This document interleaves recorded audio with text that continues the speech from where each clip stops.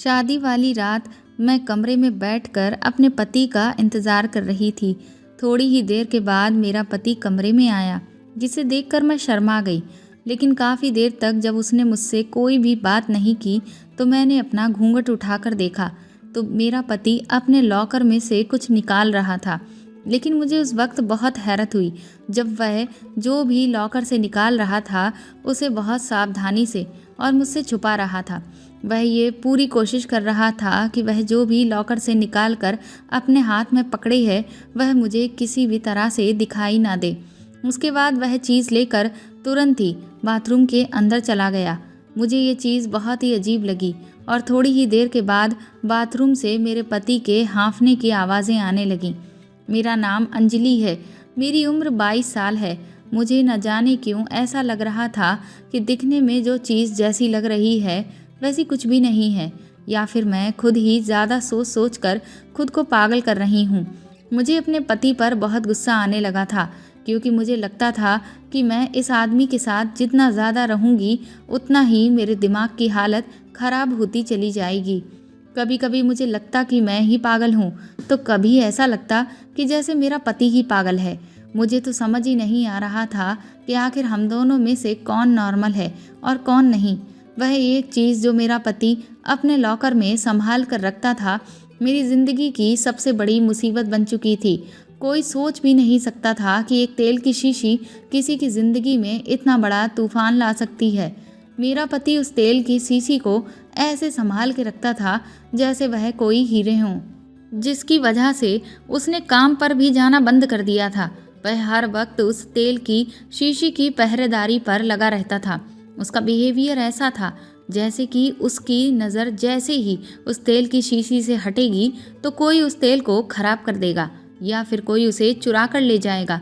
कभी वह तेल की शीशी को अलमारी के लॉकर में रखता है, तो कभी उसे कवर्ड में बंद करके रख देता था, तो कभी अपने सूटकेस में संभाल कर रखता। कई बार तो मैंने उसे उस शीशी को खाने पीने वाले सामान के बीच में भी छुपा कर रखते देखा। उसकी ऐसी हरकतें देखकर मैं खुद सोच कर पागल हुई जा रही थी कि आखिर तेल की शीशी में ऐसा क्या है जो मेरा पति इसके पीछे पागल हुआ जा रहा है। क्या ये इतना महंगा तेल है जो ये हर वक्त अपना दिमाग इसी में लगाए रहता है और इसे इसकी इतनी ज़्यादा परवाह थी। उसकी ऐसी हरकतों से मैं दिमागी रूप से परेशान रहने लगी थी। शादी वाली रात भी मेरा पति इस शीशी को लेकर बाथरूम में चला गया और 3 घंटे तक बाहर निकल कर नहीं आया।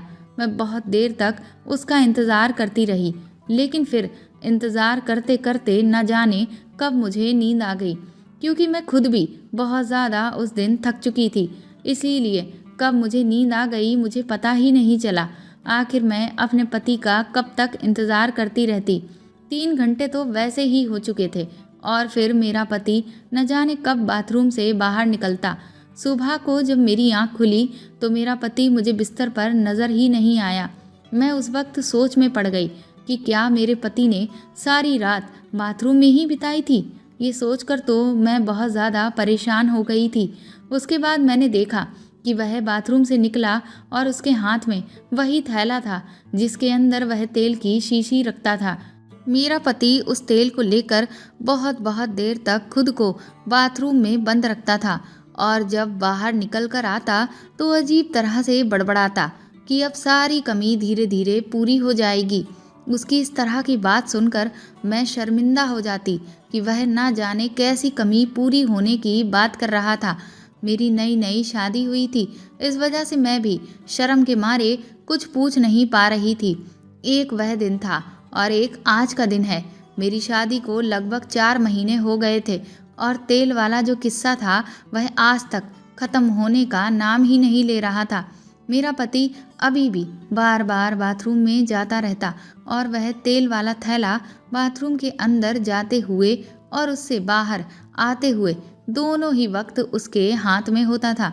जब वह बाथरूम में जाता तो लगातार अंदर से पानी के गिरने की आवाज़ आती, साथ ही साथ उसके हाँफने की भी आवाज़ आती रहती। ऐसा लगता है जैसे वह ना जाने किस चीज़ पर इतनी ताकत लगा रहा है। कई बार मेरा पति जब बाथरूम से बाहर आता है तो वह बहुत ही खुश होकर बाहर निकलता। उसे देखकर मैं बहुत ही अजीब सी उलझन में फंस गई थी। ये एक ऐसी परेशानी थी जिसे मैं किसी को चाहकर भी बता भी नहीं सकती थी। एक दिन जब मुझसे रहा ही नहीं गया तो सच्चाई जानने के लिए एक रात मैंने बाथरूम की खिड़की से झांक कर देखा तो उस वक्त मेरे तो पैरों तले ज़मीन ही निकल गई थी। मैं अपने माता पिता की इकलौती संतान थी, जिस वजह से वह लोग मुझे बहुत ज़्यादा प्यार करते थे। मैं अपने आप को बहुत खुशकिस्मत समझती थी कि मुझे इतना चाहने वाले माँ बाप मिले थे। लेकिन मैंने कभी भी ये नहीं सोचा था कि मेरी ये खुशी मुझसे इतनी जल्दी छिन जाएगी। उस वक्त मैं तकरीबन 8 साल की रही थी कि जब मेरी पूरी दुनिया ही उजड़ गई। मैं अपने मम्मी पापा के साथ अपने एक रिश्तेदार के किसी फंक्शन में शामिल होने के लिए जा रही थी कि तभी रास्ते में अचानक हमारी गाड़ी का एक्सीडेंट हो गया। एक्सीडेंट उस वक्त इतना ज़्यादा खतरनाक हुआ था कि मेरे माता पिता दोनों की मौके पर ही मौत हो गई थी। लेकिन शायद भगवान को मुझे और ज़िंदगी देनी थी, इसलिए उस एक्सीडेंट में मैं बिल्कुल सही सलामत बच गई। मुझे बिल्कुल मामूली सी चोटें आई थीं, लेकिन मैं जिंदा थी। लोग मुझे देखकर हैरान हो रहे थे कि ये लड़की कैसे बच गई। कहते हैं कि जिसकी ज़िंदगी भगवान ने लिख दी है उसे कोई नहीं मार सकता। कुछ लोग तो मुझे देखकर बहुत अफसोस भी कर रहे थे कि अब मैं अपने माता पिता के बिना इस दुनिया में अकेले कैसे रहूँगी। इससे अच्छा तो यही होता कि मैं भी अपने माँ बाप के साथ इस दुनिया से चली जाती। कई लोग मेरे आगे की परवरिश कैसे होगी इसको लेकर भी बहुत फिक्र कर रहे थे। उसके बाद मेरे पापा के जो छोटे भाई थे उन्होंने मुझे अपने घर में जगह दी थी। दरअसल मेरे पापा और मेरे चाचा के बीच में काफ़ी समय पहले झगड़ा हो गया था, जिसके बाद से हमारी आपसी बातचीत और मिलना जुलना पूरी तरह से बंद था। लेकिन इस हादसे के बाद वह मुझे अपने घर लेकर गए। उनके अलावा और कोई मुझे अपने साथ रखने को तैयार ही नहीं था और मेरी मम्मी के रिश्तेदार तो डर की वजह से हमारे घर पर अफसोस करने के लिए भी नहीं आए। मैं अपने चाचा चाची के घर पर उनके साथ ही रहने लगी और उनकी बेटियों की उतरन पहनकर और उनका बचा कुचा खाना खाकर अपना गुजारा करने लगी। वह लोग मुझे बहुत ताने दिया करते थे और उन तानों को सुन सुन कर ही मैं बड़ी हो रही थी। धीरे धीरे समय बहुत तेज़ी से गुजरता चला गया और फिर मेरी शादी की उम्र हो गई।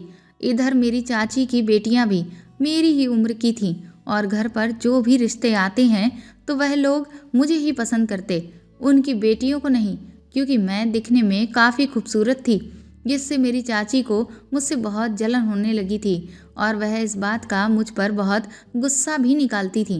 इसलिए चाची ने मुझसे अपनी जान छुड़ाने के लिए मेरी शादी तय कर दी। मेरी शादी चाची ने जिससे तय की थी मैं उसके बारे में कुछ भी नहीं जानती थी।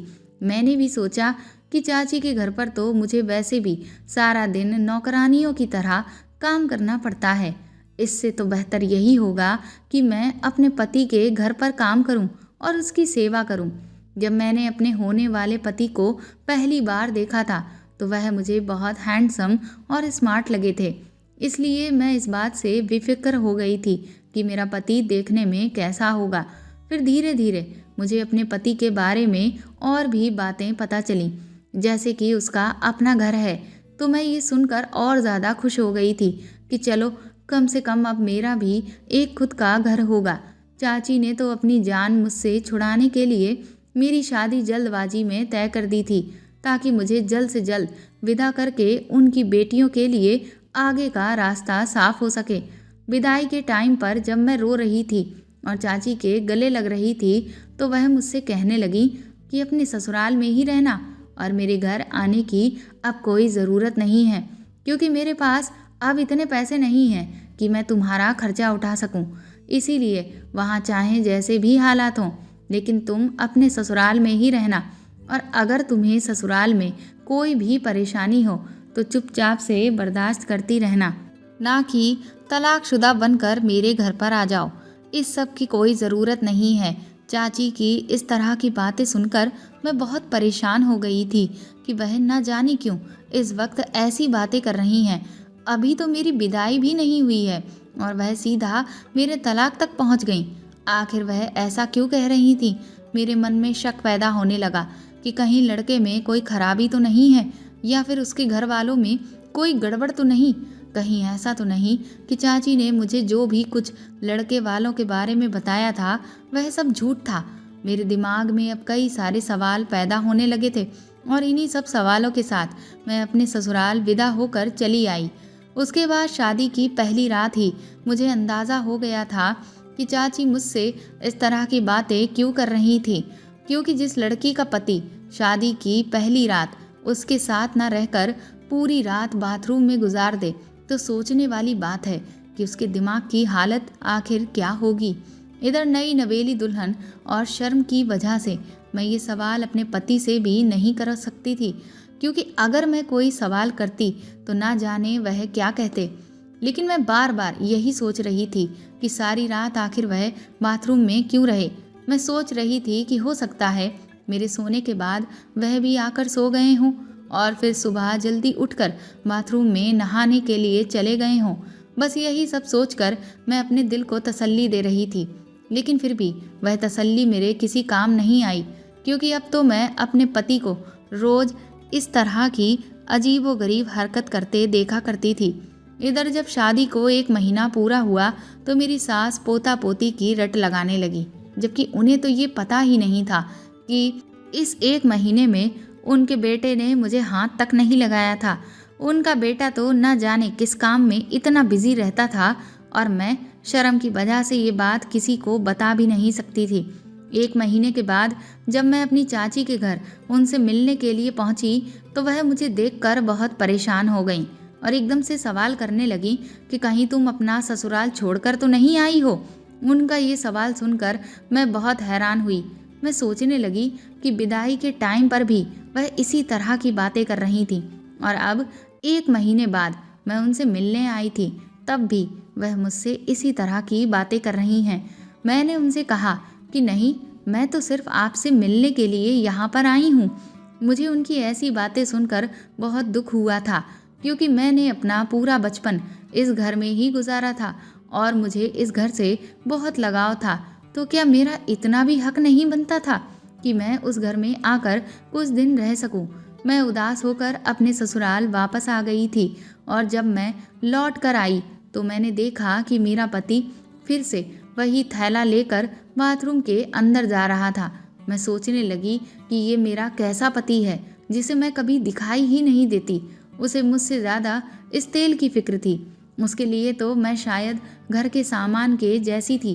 कभी कभी मैं सोचती कि मैं खामोश रहकर इस सब को अपनी किस्मत का लिखा समझकर चुपचाप समझौता कर लूं, इसीलिए अपने गुस्से पर कंट्रोल करती रहती। लेकिन फिर अगले ही पल मैं सोचती कि आखिर मैं क्यों खामोश रहूं, बल्कि मुझे तो अपने पति का सारा सच उसके घर वालों के सामने लाना चाहिए, ताकि उन सबको भी तो पता चले कि मेरा पति आखिर क्या कर रहा है। पर फिर मैं यही सोचती कि उसके बाद मेरा क्या होगा। मेरा तो अब कोई ठिकाना भी नहीं है जहाँ मैं जाकर आसरा ले सकूं। इसलिए मैंने खुद को घर के कामों में बिजी रखना शुरू कर दिया था। मैं कोशिश करती कि मेरा पूरा ध्यान घर के कामों में लगाऊं। मैं अपने चाचा चाची के घर में भी एक नौकरानी थी और अब अपनी ससुराल आकर भी एक नौकरानी की ही जिंदगी गुजार रही थी। फिर मैंने सोचा कि आखिरकार मैं कब तक इस तरह की जिंदगी गुजारूंगी। मुझे अपने पति से बात करनी ही होगी। इसीलिए एक दिन मैंने बंद शब्दों में अपने पति को ये बात समझा दी थी कि उनकी माँ मुझसे पोता पोती की डिमांड करती हैं। ये बात सुनकर जैसे मेरे पति को करंट सा लग गया था। उन्होंने फौरन ही कहा कि अभी ऐसा कुछ भी नहीं हो सकता और ऐसा बिल्कुल मुमकिन भी नहीं है। इतना कहकर वह कमरे से बाहर चले गए थे तो मैं अपना सर पकड़कर वहीं बेड पर बैठ गई थी, क्योंकि मुझे अपने पति पर पहले से ही शक था और अब मुझे पक्का यकीन हो गया था कि मेरा पति नामर्द है।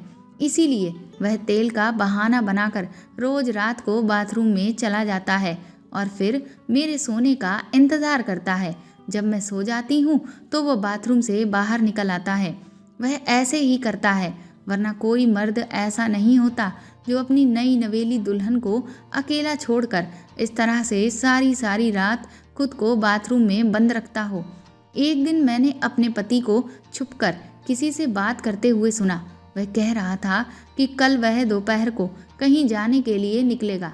उसके खुफिया तरीके से बात करने के अंदाज से मुझे उस पर शक हुआ कि हो ना हो मेरे पति के रोज बाथरूम में बंद होने के पीछे और उस तेल के पीछे जो भी राज है वह शायद उस जगह से जुड़ा हुआ है जहां मेरा पति जा रहा है।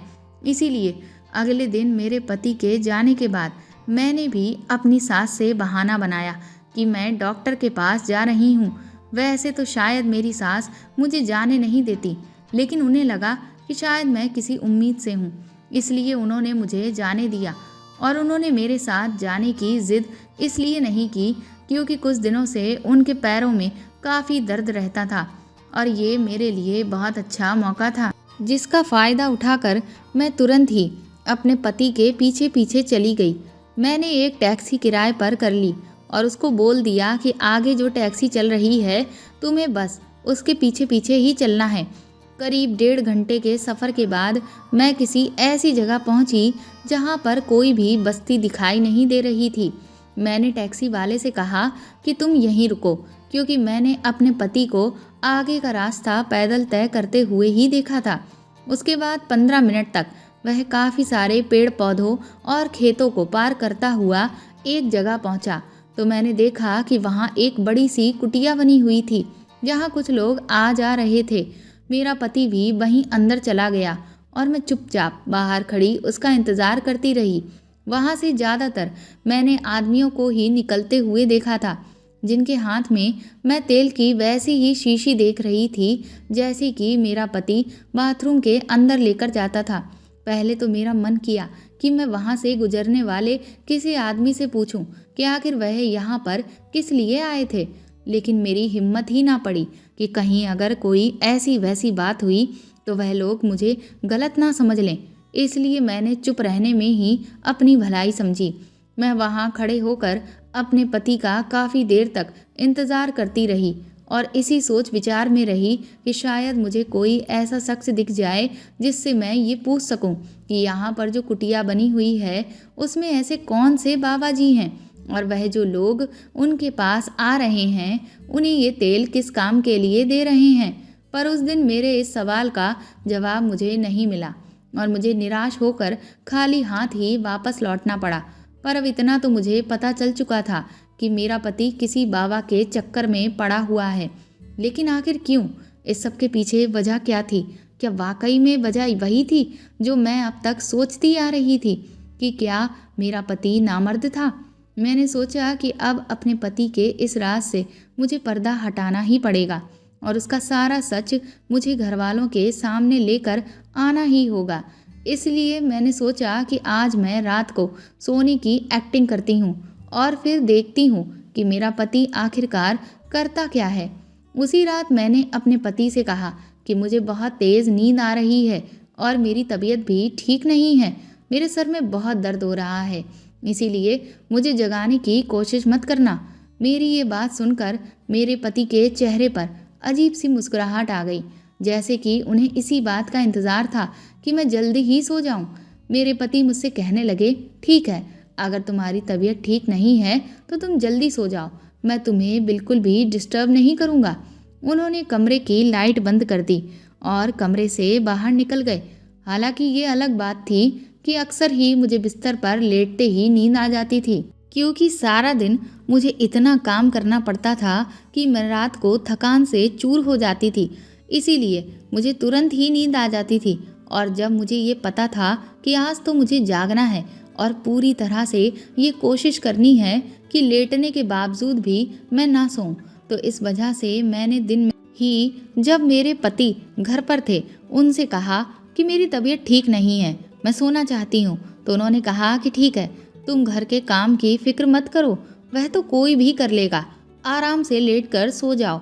और इधर मेरी सास को लगा कि शायद मैं उम्मीद से हूँ, इस वजह से मेरी तबीयत ठीक नहीं है और इसलिए मैं आराम कर रही हूँ। तो मेरी सास ने भी मुझे किसी काम के लिए नहीं कहा, वरना तो शायद ही है जो मुझे आराम करने का मौका मिलता। इसी बहाने से मैंने दिन में ही अपनी नींद पूरी कर ली थी। मैं जी भर के सोई ताकि रात को देर तक जाग सकूं।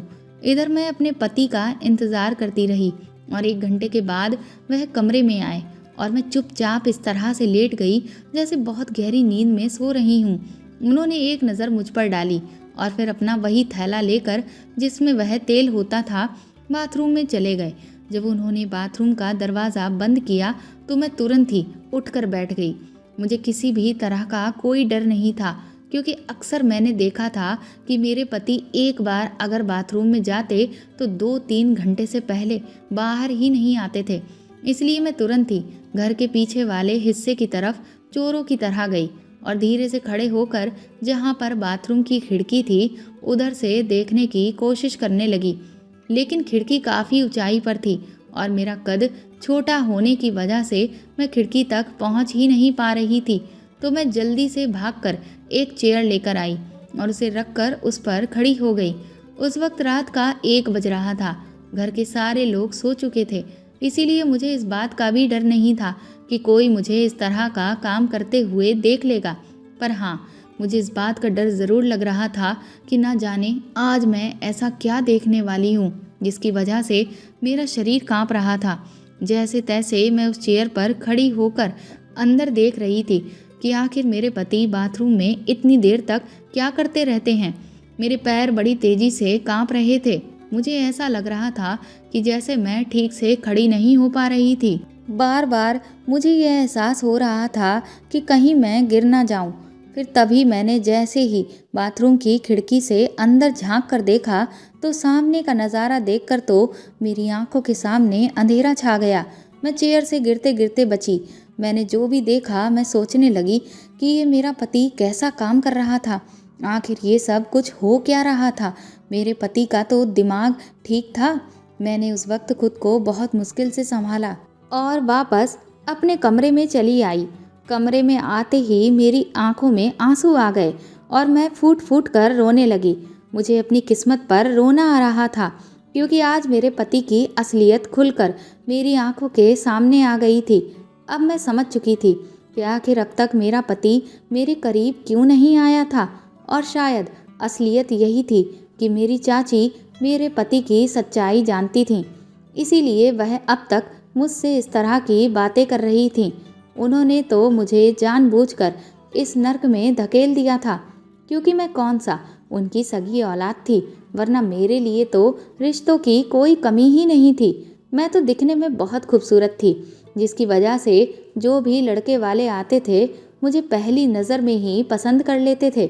लेकिन चाची को तो इस बात की जलन थी कि कहीं मुझे उनकी बेटियों से ज़्यादा अच्छा रिश्ता ना मिल जाए।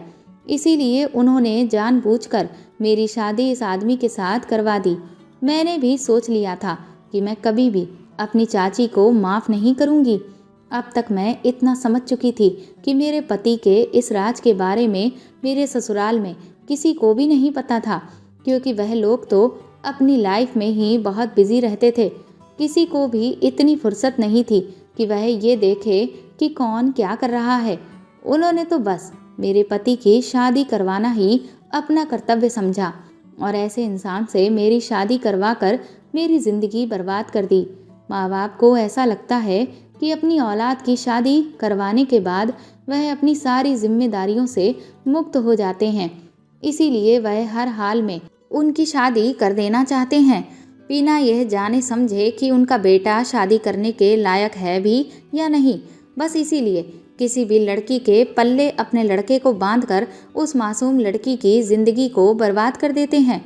और जो लड़का होता है वह अपनी बदनामी होने की वजह से किसी को भी नहीं बताता कि मुझे क्या परेशानी है या मैं शादी करने के काबिल ही नहीं हूँ। मेरे पति ने भी यही सोचा होगा कि मेरा कोई अपना तो है नहीं, जो अगर मैं उसके खिलाफ जाऊँ भी तो वह मेरा साथ दे। बस इसीलिए उसने भी यही सोचकर मुझसे शादी करने के लिए हाँ कर दी होगी, क्योंकि मैं सच जानने के बाद भी चुपचाप उसके साथ ज़िंदगी गुजारती रहूँगी। लेकिन मैं उस तरह की लड़की नहीं थी।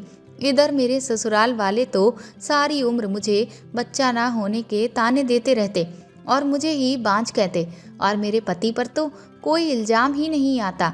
अब मैं बहुत बड़ी उलझन में फंस चुकी थी, क्योंकि एक तरफ मैं अपने पति के खिलाफ खड़ी होना चाहती थी लेकिन दूसरी तरफ मेरे दिमाग में ये ख्याल आ रहा था कि अगर मैंने ऐसा किया तो मेरे पास तो अब अपना सर छुपाने के लिए कोई दूसरी जगह भी नहीं है, क्योंकि चाची ने तो मुझे पहले ही उनके घर पर आने के लिए मना कर दिया था। पर फिर मैंने ये निश्चय किया कि मैं अब खामोश नहीं रहूँगी, क्योंकि अब मैं बहुत बर्दाश्त कर चुकी थी। मेरे आगे पीछे कोई नहीं है तो इसका मतलब ये नहीं कि मेरा पति मुझे धोखे में रखेगा। तभी मेरा पति बाथरूम से बाहर आया और मुझे जागता हुआ देखकर बुरी तरह से चौंक गया। मैं गुस्से में अपने पति का गिरेबान पकड़ा और चिल्लाते हुए कहा कि तुमने आखिर मेरे साथ ऐसा क्यों किया? तुमने मुझे ये सच्चाई पहले क्यों नहीं बताई? मेरा पति एकदम से ऐसे अनजान बन गया जैसे उसे कुछ समझ ही नहीं आ रहा हो।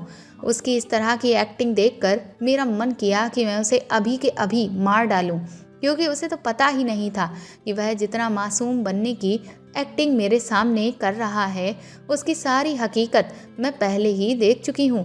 मैं जान चुकी थी कि वह एक चालाक आदमी था, जिसने ये प्लान बनाया कि अगर वह मुझसे शादी कर लेगा तो किसी की नज़र में भी उसकी ये कमज़ोरी नहीं आएगी और फिर दुनिया के सामने तो मेरा मजाक बनेगा और अपने किए का सारा इल्ज़ाम वह मेरे ऊपर डाल देगा। मेरा पति मुझे हैरानी से देखे जा रहा था। वह मुझे कोई जवाब नहीं दे रहा था। जब उसने मुझे कोई जवाब नहीं दिया तो मैंने अपना सामान पैक करना शुरू कर दिया। मैंने उससे कहा कि तुम्हें इतना घटिया काम करते हुए शर्म आनी चाहिए। मैं एक नामर्द आदमी के साथ नहीं रहना चाहती। वह अभी भी मेरी तरफ हैरानी से खामोश होकर देख रहा था और मेरी बात सुन रहा था।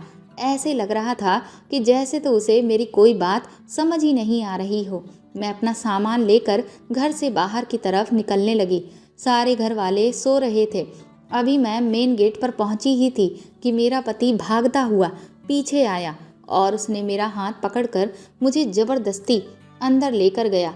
मैंने जब शोर मचाने की कोशिश की तो उसने अपना हाथ मेरे मुंह पर रख दिया, जिससे मेरी आवाज़ निकलना ही बंद हो गई और वह बहुत ही धीरे से मुझे खामोश रहने के लिए कहने लगा। उसके बाद वह मुझे कमरे में लेकर गया और मुझे बेड पर बिठा दिया और कमरे का दरवाज़ा अंदर से बंद कर लिया। मुझे अपने पति पर बहुत गुस्सा आ रहा था। मैं एक बार फिर दरवाजे की तरफ जाने लगी तो उसने फिर मुझे पकड़ लिया और कहने लगा कि तुमने ये क्या तमाशा लगा रखा है? तुम्हें एक बार में मेरी बात समझ में नहीं आती? एक बार खामोशी से बैठकर मेरी सारी बात तो सुन लो और फिर इस टाइम रात के इतने अंधेरे में तुम आखिर कहाँ जाओगी? क्या तुम लोगों को हमारे बारे में बातें बनाने का मौका देना चाहती हो? मेरे पति की इस तरह की बातें सुनकर मैं उस पर और ज़्यादा गुस्सा करने लगी। मैंने कहा कि तुम्हें क्या लगता है तुम लोगों से ये सब कुछ छुपा कर रख पाओगे? ये सब ज़्यादा दिन तक छुपा कर नहीं रखा जा सकता। एक ना एक दिन सब कुछ दुनिया वालों के सामने आ ही जाएगा कि तुम शादी के लायक नहीं हो। तुमने मेरी ज़िंदगी के साथ खिलवाड़ किया है, इसलिए मैं तुम्हें कभी भी माफ़ नहीं करूँगी। उस वक्त मैं अपने होश खो बैठी थी, इसलिए मेरे मुंह में जो आ रहा था वो मैं कहे चली जा रही थी। मेरी ऐसी बात सुनकर मेरा पति मुझ पर ज़ोर से चिल्लाया, लेकिन तभी उसे ख्याल आया कि कहीं उसकी इतनी तेज़ आवाज़ से घर वाले ना उठ जाएं। उसके ऐसा करने से मैं रोने लगी। उसने मेरे दिल को अब तक बहुत दुखाया था। उसे तुरंत ही इस बात का एहसास हुआ कि उसने कुछ गलत किया, तो वह अपने चेहरे के एक्सप्रेशंस बदलते हुए मुझसे बोला, तुम जैसा सोच रही हो वैसा कुछ भी नहीं है। शायद तुम्हें कोई गलतफहमी हुई है। मैं नामर्द नहीं हूँ, बल्कि मैं एक बहुत बड़ी बीमारी का शिकार हूँ, जिसकी वजह से मुझे एक वैद्य ने ये इलाज करने के लिए कहा था कि इस तेल के इस्तेमाल से मैं जल्द से जल्द सेहतमंद हो जाऊँगा। पिछले कई महीनों से मेरे शरीर में बुरी तरह से खुजली फैल रही थी, जिसकी वजह से मैं किसी के भी करीब नहीं जाता था। मैंने अपनी बीमारी का हर तरह से इलाज करने की कोशिश की, बड़े बड़े डॉक्टरों को दिखाया, काफ़ी सारी महंगी दवाइयों का भी इस्तेमाल किया और कई घरेलू उपाय भी किए, लेकिन उनसे मुझे कुछ खास फ़ायदा नहीं हुआ। धीरे धीरे ये बीमारी काफ़ी हद तक बढ़ गई और मुझे बहुत ज़्यादा दिक्कतों का सामना करना पड़ा। जब मैंने डॉक्टर को दिखाया था तो उन्होंने कहा कि मेरे खून में इन्फेक्शन हो गया है। दरअसल कुछ सालों पहले जब मेरी तबीयत खराब हुई तो मुझे खून की ज़रूरत पड़ गई थी और उस वक्त मुझे एक आदमी ने अपना खून दिया था, जिसकी वजह से मैं इस बीमारी का शिकार हो गया, क्योंकि डॉक्टर का कहना था कि उस आदमी के ही खून में ये एलर्जी थी। इसलिए मेरे खून में भी इन्फेक्शन हो गया और फिर मेरी पूरी बॉडी में ये एलर्जी हो गई और तब से ही मैं इस हाल में हूँ। डॉक्टर ने मुझसे कहा कि अगर इस बीमारी के होते हुए मैं किसी दूसरे इंसान के करीब गया तो ये उसे भी लग सकती है। इसीलिए मैं कभी तुम्हारे करीब नहीं आता था। इस तेल का इस्तेमाल करने से मुझे कुछ घंटे के लिए राहत मिल जाती थी, लेकिन परेशानी सिर्फ इतनी नहीं थी कि मुझे ये एलर्जी है, बल्कि मैं इसलिए भी परेशान रहता था कि कहीं अगर मैं तुम्हारे करीब आया और तुम्हें भी ये बीमारी लग गई तो क्या होगा, क्योंकि ये कोई मामूली बीमारी नहीं बल्कि बुरी तरह से फैलने वाली बीमारी है और मैं तुम्हें अपने जैसा ही बीमार नहीं करना चाहता था। इतने समय तक इलाज करवाने के बावजूद जब मुझे कोई आराम नहीं मिला तो किसी ने मुझे एक मशहूर वैद्य के बारे में बताया, जो यहाँ से 1-1.5 घंटे के सफ़र के बाद एक खाली जगह पर छोटी सी कुटिया बनाकर रहते हैं। उस आदमी के कहने के मुताबिक मैं वैद्य के पास चला गया और जब मैंने उससे मुलाकात की तो उन्होंने पूरी तरह से मेरा चेकअप किया और मुझे यकीन दिलाया कि मैं जल्द ही ठीक हो जाऊंगा। उन्होंने तब से ही मेरा इलाज शुरू कर दिया था और उसी महीने मेरे घर वालों ने मेरी शादी तुम्हारे साथ तय कर दी। मैंने अपने माता पिता को शादी के लिए बहुत इनकार किया कि मैं अभी शादी करने के लिए बिल्कुल भी तैयार नहीं हूँ, लेकिन मेरी बात किसी ने भी नहीं सुनी। मैं उन्हें अपनी इस दिक्कत के बारे में भी नहीं बता पाया और फिर हमारी शादी हो गई।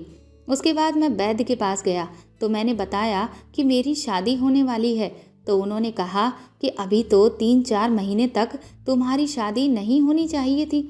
जब तक तुम्हारा इलाज पूरा नहीं हो जाता तब तक तुम किसी के भी करीब नहीं जा सकते। इसीलिए मैं अपने फैमिली के हर मेंबर से भी दूरी बनाकर ही रखता था, जिस वजह से मैंने अपना काम भी छोड़ दिया। मैंने उनसे कहा कि लेकिन मेरी शादी की तारीख तो फिक्स हो गई है, तो उन्होंने कहा कि तो तुम्हें इतना करना होगा कि जब तक ये इलाज पूरा नहीं हो जाता तुम्हें अपनी पत्नी से दूरी बनाए रखनी होगी। मैं वैद्य जी की बातें सुनकर परेशान हो गया था। उन्होंने कहा कि तुम्हारी समस्या का और कोई समाधान नहीं है, इसीलिए पहले तुम्हें सेहतमंद होना होगा, अपनी इस बीमारी को ठीक करना होगा, फिर आराम से सारी ज़िंदगी तुम अपनी पत्नी के साथ रहना। क्योंकि उनके इलाज से भी मुझे काफ़ी फ़र्क महसूस होने लगा था। मैं पहले से खुद को काफ़ी हद तक ठीक महसूस कर रहा था, इसलिए मुझे वैद्य जी की बात माननी पड़ी थी। मैंने सोचा था कि शादी करने के बाद मैं तुम्हें सारी हकीकत बता दूंगा, मगर न जाने क्यों मुझे तुमसे कुछ भी कहने की हिम्मत ही नहीं होती थी। बस यही मेरी सबसे बड़ी गलती थी, जिसकी वजह से तुम मुझे गलत समझ बैठी। मैं अपने इलाज में इस तेल का इस्तेमाल करता था जो मुझे वैद्य जी ने दिया था, इसीलिए मैं पागलों की तरह उस तेल की हिफाजत किया करता था ताकि मैं जल्द से जल्द ठीक हो जाऊं और वह तेल किसी के भी हाथ ना लगे, ताकि कोई मुझसे कोई सवाल जवाब ना करे। मैं ये सब जल्दी ठीक होने और नॉर्मल ज़िंदगी जीने के लिए ही कर रहा था, ताकि मैं तुम्हें बता सकूं कि तुम्हारे साथ समय बिताने के लिए मैं भी कितना तड़प रहा था। मेरी परेशानी बाहर से तो किसी को नज़र नहीं आती, मगर अंदर ही अंदर मैं खुद बहुत ज़्यादा बेचैन था। मुझे माफ़ कर दो, मैं तुम पर बुरी तरह से चिल्लाया और तुमसे मैंने अपनी सच्चाई इतने दिनों तक छुपा कर रखी। मेरा पति उस वक्त बहुत शर्मिंदा लग रहा था। मुझे अपने पति की बातों पर यकीन आ गया था, क्योंकि वह लगातार रो रहे थे। मैंने अपने पति से कहा कि अगर आपने मुझे ये सच्चाई पहले ही बता दी होती तो फिर इतना सब कुछ होता ही नहीं। मेरे दिमाग में तो न जाने कैसे कैसे ख्याल आ रहे थे। आपकी ऐसी हरकतें देखकर तो मुझे यही लगा कि आप मुझे धोखा दे रहे हैं, लेकिन सच्चाई जानने के बाद मैं भी अब आपसे माफ़ी मांगती हूँ। मैंने भी आपके साथ बहुत गलत व्यवहार किया और आपको नहीं समझा। मैंने अपने पति को यकीन दिलाया कि अब मैं उनका हमेशा साथ दूंगी और जब तक आप पूरी तरह से ठीक नहीं हो जाते मैं आपका पूरा ख्याल रखूंगी। एक वह दिन था और आज का दिन है मैं और मेरे पति हमेशा एक दूसरे के साथ रहते हैं। भगवान की बहुत बड़ी कृपा है कि मेरे पति की वह बीमारी जड़ से खत्म हो गई। मेरे पति अब बिल्कुल ठीक हैं और हम दोनों एक दूसरे के साथ अच्छी ज़िंदगी गुजार रहे हैं और आज मैं जुड़वा बेटों की माँ भी बन चुकी हूँ। दोस्तों, कभी कभी हम गलतफहमियों का शिकार हो जाते हैं जिससे हम अपना ही घर बर्बाद कर बैठते हैं। उससे बेहतर यही है कि अगर हमारे मन में कोई भी सवाल है तो हमें अपने लाइफ पार्टनर से उस पर सही तरह से बात करनी चाहिए, क्योंकि हो सकता है जो हम सोच रहे हैं वैसा कुछ भी ना हो और बात करने से सारी समस्याओं का समाधान हो जाए। तो दोस्तों, आपको ये कहानी कैसी लगी कमेंट करके ज़रूर बताएं और प्लीज़ इस कहानी को ज़्यादा से ज़्यादा शेयर और लाइक करें। आप चाहें तो मुझे सुपर थैंक्स भी दे सकते हैं। साथ ही अगर आप चैनल पर नए हैं तो सब्सक्राइब करके बेल आइकन ज़रूर दबा दें ताकि आगे भी मैं आपको ऐसी ही अच्छी कहानियाँ सुनाती रहूँ। Thank you.